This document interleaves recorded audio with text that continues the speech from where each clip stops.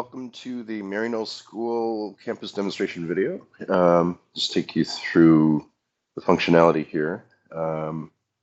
Essentially, this is a walkthrough of the whole process. So it's taking you through launching the app from the desktop, and it's loading. You obviously need internet connection. You can register in advance. Right now, there are 2 existing logins that I've sent the credentials along for. But others can be created, so that can be done either by the school administrator or parents, for children. I think right now in testing mode, anybody can just register as a user. So there are 2 different types of accounts. One's teachers, which we see here, and then again you'd have associated an email and created a password, and then here are the students, and you can select the avatar that you want to come in as. So in this demo, we've essentially launched multiple copies of the app and put a group of students in already. And so there's a bunch, I don't know, maybe, what is that, 7, 8 students and an instructor. The instructor in this case is assigned to a kindergarten room.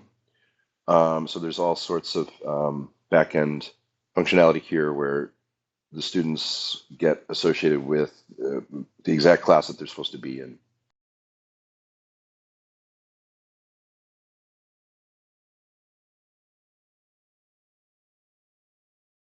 There are controls here for voice, graphics, credits, pretty robust tools that we put in here, essentially very similar to your system operating type controls, so you can adjust your mic level, ambient sounds, things like that, speaker.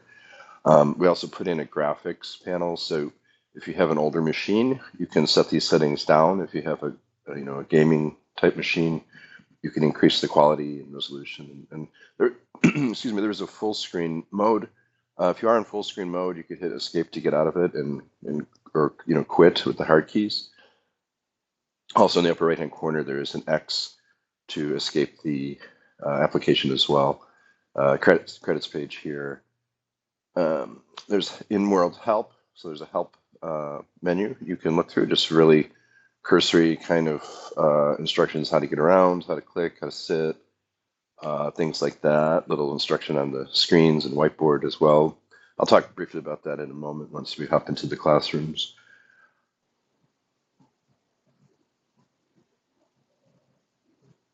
So you can close out that panel.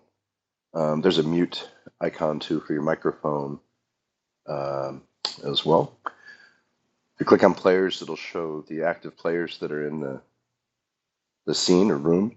So here again, we see all the student names that are assigned to the instructor. In this case, it's Galen. And here's the map, which is an icon up there, and you can load the map and see the layout of the campus as well. To the right, there's chat. And this is public chat, so everybody can see this.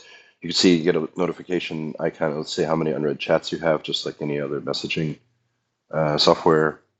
And then you can respond publicly, so you can chat to the students and they can chat back to you. You're the teacher. And also voice works in here too. So voice or chat.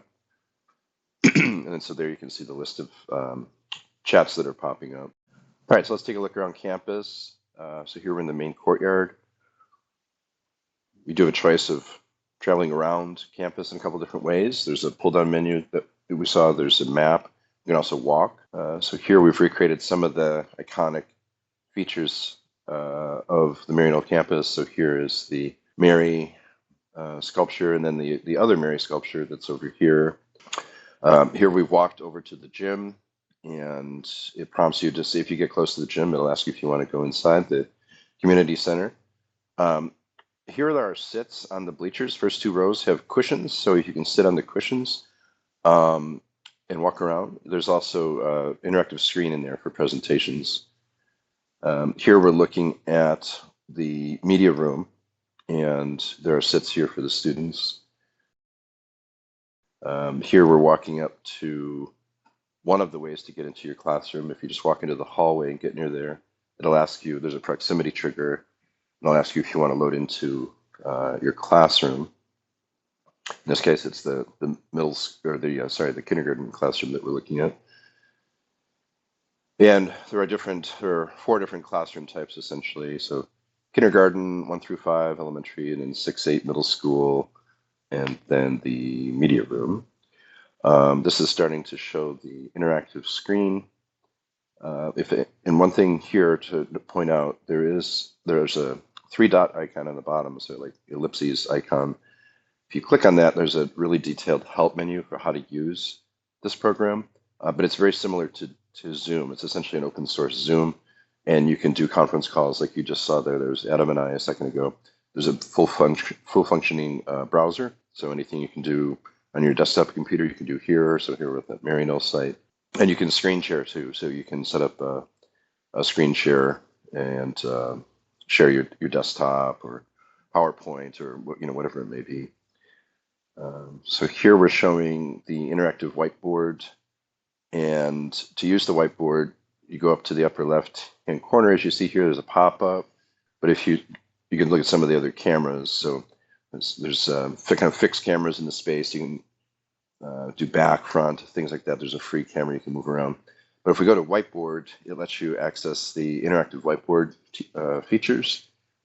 So you can write in real time. So if you're doing mathematical equations, that kind of thing, this is handy. You can also type in here with clean type. You can pick predefined, really clean, sharp geometry, geometric shapes, or you can just draw triangles and squares, whatever you want to do. So it has an erase feature. It also has a download feature. So if you do something you want to save, you can download that locally, so then you'd have that captured. And each classroom has its own unique whiteboard that's assigned to each teacher, so there's no overlap.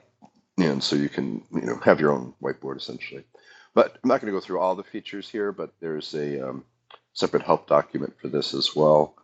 If you really want to jump in and learn all the features of the whiteboard, but it's mostly pretty self-explanatory. You can just click on a tool, and there's what's called tool tips. If you hover over a tool, it'll say what it is, and it's pretty self-explanatory. So now we're looking at the kids in the students in the classroom. They have the ability to raise their hand, so you'll see some of them now start to raise their hand if they have a question, and they can also prompt questions through type chat or voice, so that all works, but the raising the hand animation is fun. And that's one difference. If you log in as a student, we don't see this here because we're logged in actually as a teacher, but the students get an extra button on top, which is a hand raise icon. So, and the teachers don't have that. So that's one difference. The other thing is that the teachers have permissions that the students don't have. So they can control more, for instance, they can operate the screens where the students can't, issues like that. So we're just taking a look around the elementary classroom, the 1 to 5 classroom. And each classroom is a twin of the actual Maryknoll campus. So we went to great lengths to replicate that with photos and blueprints and such. And, they're decorated appropriately for the grade with the similar type of instructional material. And that is the end of the tour. So the main thing I would say is if you have further questions, you can direct them to me via email, and I can point you to get more information. Thank you.